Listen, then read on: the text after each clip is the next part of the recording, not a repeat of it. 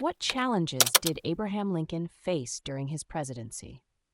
If you're curious about the immense challenges Abraham Lincoln faced during his presidency, you're about to delve into one of the most tumultuous periods in American history.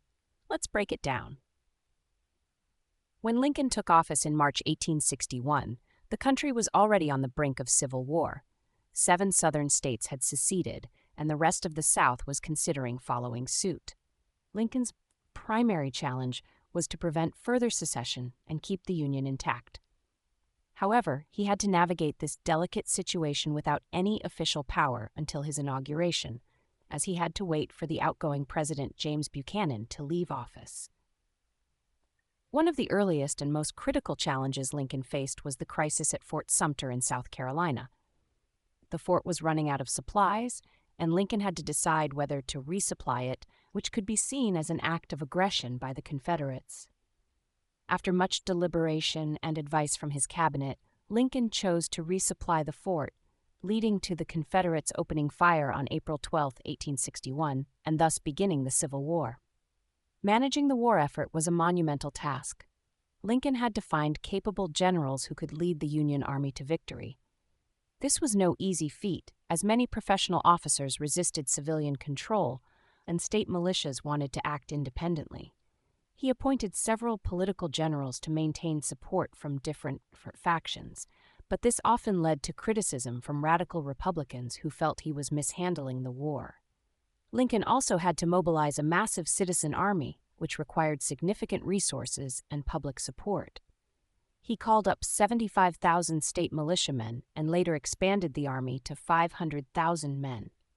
This was a huge undertaking, especially considering the need to train and equip such a large force.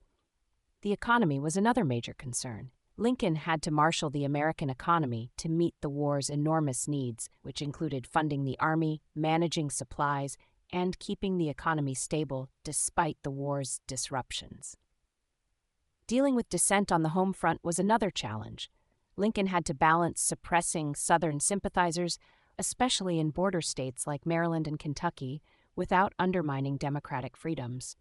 He even suspended habeas corpus in Maryland to ensure the security of the Capitol, which was a controversial move. Slavery was a central issue throughout Lincoln's presidency.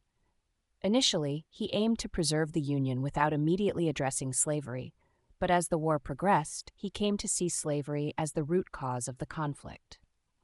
His second inaugural address clearly named slavery as the reason for the war, marking a significant shift from his earlier stance. Preventing foreign recognition of the Confederacy was also crucial.